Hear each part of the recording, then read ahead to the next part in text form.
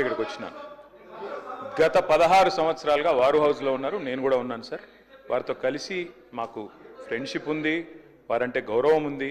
ఒక పెద్దన్నలాగా వారిని గౌరవిస్తాను సార్. అధ్యక్ష, నేను దయచేసి మిమ్మల్ని కూడా కోరుతున్నాను sir, you have to come to our rescue. ఇప్పుడు ఆది శ్రీనివాస్ గారు లేచి ఎన్ని చదివినారు సార్? అట్లా చదవచ్చా సార్? ఇది పార్లమెంటరీ ప్రొసీజర్, ఇదన్నీ పార్లమెంటరీ మాటల. అధ్యక్ష, మరి నేను అనలేనా అధ్యక్ష? ఓటుకు నోటు దొంగ ముఖ్యమంత్రి, 20% కమిషన్లు, 30% కమిషన్లు మీ ఎమ్మెల్యేలు అంటున్నారు. నేను అనలేను అధ్యక్ష ఈ మాటలు? నేను అంటలేను అధ్యక్ష, నేను అంటలేను.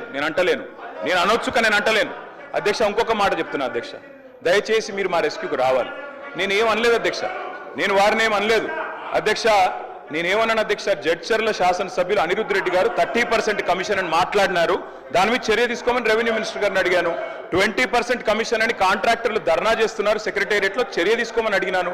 మరి నేను అనొచ్చు కదా అధ్యక్ష, పిసిసి అధ్యక్ష పదవిని 50 కోట్లకు కొనుక్కున్నాడు రేవంత్ రెడ్డి అని చెప్పి కోమటిరెడ్డి వెంకటరెడ్డి అనొచ్చు కదా అధ్యక్ష? సాంబశివరావు గారు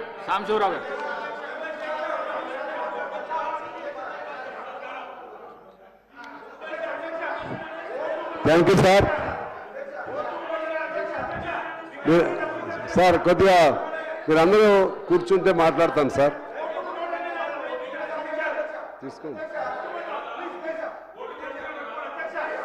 అధ్యక్ష. ఈరోజు ఈ సభ జరుగుతున్నటువంటి తీరు చాలా దురదృష్టకరంగా ఉంది. ఇది వీధుల్లో కూర్చుని వీధి పోరాటాల్లాగా ఇలా మాట్లాడుకోవటం న్యాయంగా లేదు. ఎవరైనా మాట్లాడకూడదు.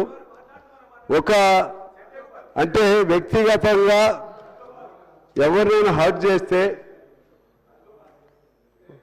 అందరూ ఎమ్మెల్యేలైనా మంత్రులైనా ముఖ్యమంత్రులైనా సరే వ్యక్తిగతంగా మానసికంగా ఒక్క నిమిషం గౌరవ సభ్యులు కేటీఆర్ గారు వ్యాఖ్యలను రికార్డుల నుండి తొలగిస్తున్నారు.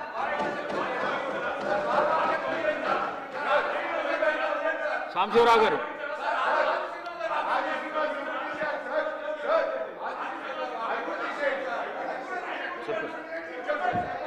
సార్